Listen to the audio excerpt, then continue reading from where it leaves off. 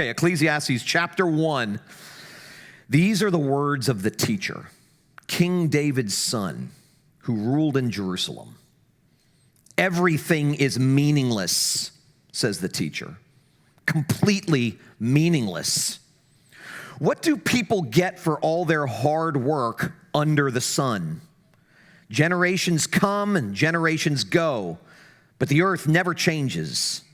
The sun rises and the sun sets, then hurries around to rise again. The wind blows south and then turns north. Around and around it goes, blowing in circles. Rivers won't run into the sea, but the sea is never full. Then the water returns again to the rivers and flows out again to the sea. Everything is wearisome beyond description. No matter how much we see, we are never satisfied. No matter how much we hear, we are never content. History merely repeats itself. It has all been done before. Nothing under the sun is truly new. Sometimes people say, here is something new, but actually it is old. Nothing is ever truly new. We don't remember what happened in the past, and in future generations, no one will remember what we are doing now. Bleak. I want to start by reading something to you that I wrote a little over 9 years ago. Believe it or not, when people ask me which book of the Bible they should read first, I often answer Ecclesiastes. It is unlike any other. Smack dab in the middle of the Old Testament sits a bombshell of diagnostic brilliance, capable of cutting through our avoidances and suppressions and returning us to reality as it is. Also, unlike most of the books that surround it, you don't need much context to understand Ecclesiastes. It may be the most immediately universal book in the Bible, certainly the most existential. What makes it so timeless is that it takes as its premise the fact that everyone, no matter who they are or what they claim to believe, craves meaning, and they go about life trying to secure it on their own steam. I have yet to meet a person who doesn't want their life to mean something. We all want our lives to count. The yearning for substance is universal and by no means a bad thing. It's part of how we were created. But like all created things, when sin and fear enter the picture, things get murky. Our vision gets skewed. Our backs begin to bend. Ecclesiastes catalogs several of the ways we try to find meaning in life on our own, and as it turns out, they haven't changed much over the millennia.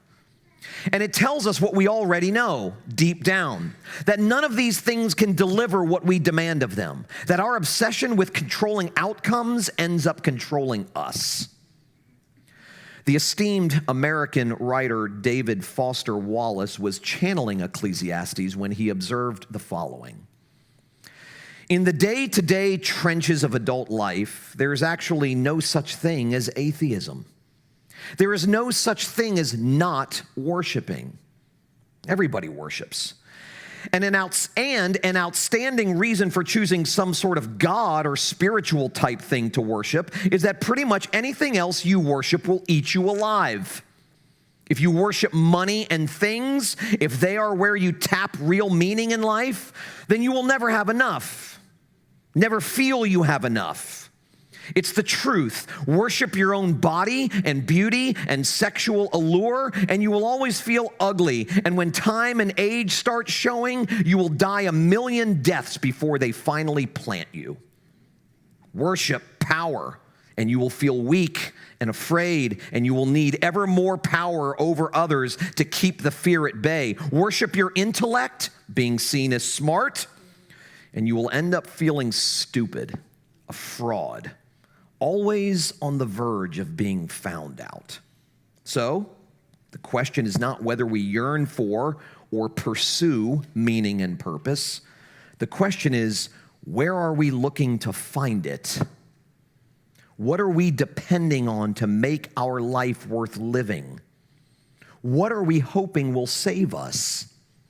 Is it work, wisdom, our children, romantic relationships, beauty, sexual pleasure, possessions, position, reputation, resume, accomplishments?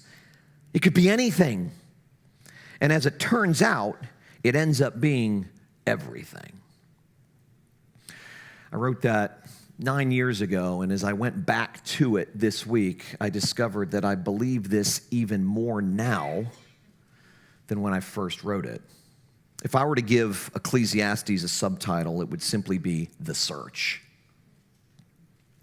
We all crave meaning, as I said. It's natural. It's not a bad thing to crave it. In fact, we were created to experience meaningful lives and meaning in our lives. The question, as I just read, is where are you looking to find it?